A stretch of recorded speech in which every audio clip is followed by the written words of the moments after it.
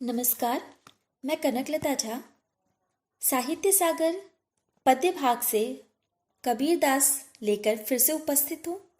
हमने इसके पहले वीडियो में कबीरदास के जीवनी के बारे में जाना, कबीरदास ने की कृतियों के बारे में जाना, कबीरदास के पुस्तक बीजक के बारे में हमने पढ़ा, उनके 3 भाग साखी सबद रैमनी के बारे में हमने जाना।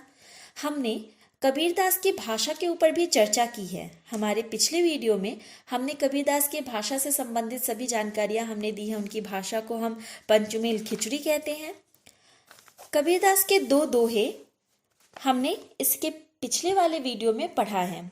आज हम आगे के दोहे पढ़ेंगे। आइए पढ़ते हैं साखी। जो तीसरा दोहा है वो है, काकर पाथर जोड़ के मस्जिद ले बनाए, ताचरी मुल्ला बाग दे क्या बहरा हुआ खुदाए। कबीरदास जी कहते हैं कि मनुष्य कंकर पत्थर ईंट जोड़कर बड़ा सा मस्जिद बना लेता है, जिसे हम भगवान का ईश्वर का घर भी कह सकते हैं, और कहते हैं कि ताचरी मुल्ला बाग दे क्या बहरा हुआ खुदाए।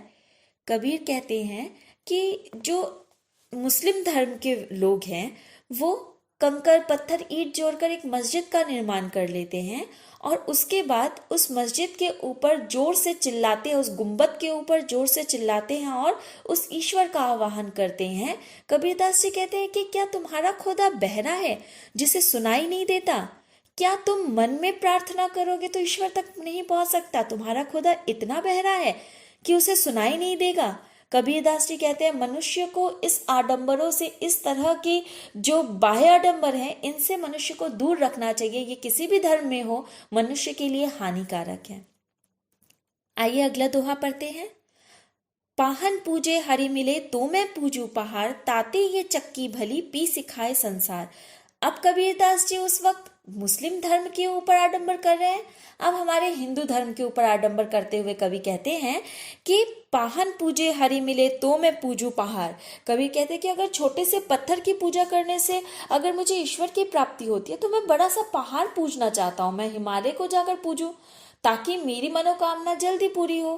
कहते हैं कि इस छोटे से पत्थर की पूजा करने के बजाय हमें उस चक्की की पूजा करनी चाहिए जिसमें अनाज को पीस कर हम अपनी भूख मिटाते हैं, जो हमारे भूख की तृप्ति करता है, हमारी आत्मा को संतुष्ट करता है। हमें उस चक्की की पूजा करनी चाहिए, ना कि हमें पत्थर की मूर्ति की पूजा करनी चाहिए जिसमें ना प्राण है ना उसका देवत्व है। मनुष्य अपनी अंधभक्ति के कारण किसी पत्थर की मूर्ति की पूजा करने लग जाता है।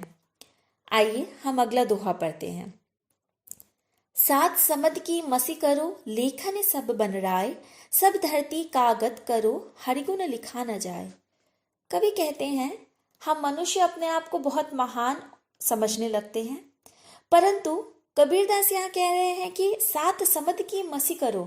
यदि हम 7 समुंदर के पानी को स्याही बना देते हैं, लेखन सब बन रहा है, और सारे वन सारे जंगलों की लकड़ियों से हम लिखना कलम बनाकर उससे लिखना शुरू करें, सब धरती कागज करो, पूरी धरती को हम कागज बना ले और उसमें हरि का गुण लिखने के लिए बैठे तो भी हरि गुण लिखा ना जाए, तो भी हरि की महिमा ऐसी अपरंपार है, भगवान की महिमा ऐसी अपरंपार है कि हम 7 समुंदर का पानी ले ले, हम पूरे वनों को की लकड़ी को कलम बना ले, या फिर हम पूरी धरती को कागज बना ले, ईश्वर का गुण लिखना असंभव है। कबीरदास के दोहे कहीं ना कहीं समाज में एक नए तरह के प्रतिमान को स्थापित करता है। हम और आप आज इन्हीं कबीर के प्रतिमानों को स्थापित करके हम इस पर आगे बढ़कर ही समाज की रक्षा कर सकते हैं।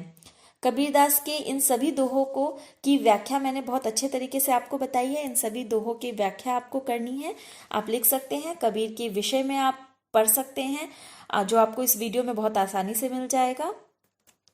आज यही समाप्त करते हैं। धन्यवाद।